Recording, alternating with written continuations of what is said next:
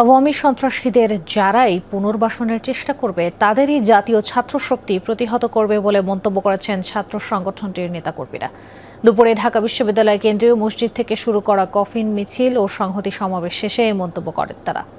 এ সময় বক্তব্য রাখেন অন্যান্য ছাত্র সংগঠনের নেতাকর্মীরাও। তারা বলেন, গণঅভ্যুত্থানের চলাকালে 17 জুলাই প্রতিটি ক্যাম্পাস দুর্গে পরিণত হয়, বিতাড়িত করা হয় ফ্যাসিস্টদের।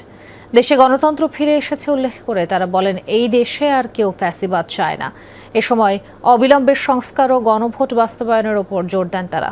আর কখনো ফ্যাসিবাদী শক্তির পুনরুত্থান ঘটবে না বলেও হুঁশিয়ারি দেন তারা। নেতারা অভিযোগ করেন, সামগ্রিকভাবে আওয়ামী লীগের বিচার হয়নি। গণতন্ত্রকে সমুন্নত রাখতে ও গণহত্যার বিচারের দাবিতে ছাত্র সমাজ ঐক্যবদ্ধ থাকবে বলেও আশা প্রকাশ করেন তারা। এখনো বাংলার মানুষের মধ্যে রয়েছে। যদি আওয়ামী লীগের সন্ত্রাসীদের পুনর্বাসন করার চেষ্টা করে না কেন, সে যেই দলই হোক না কেন, তাদের বিরুদ্ধে ছাত্র শক্তি অবস্থান গ্রহণ করবে।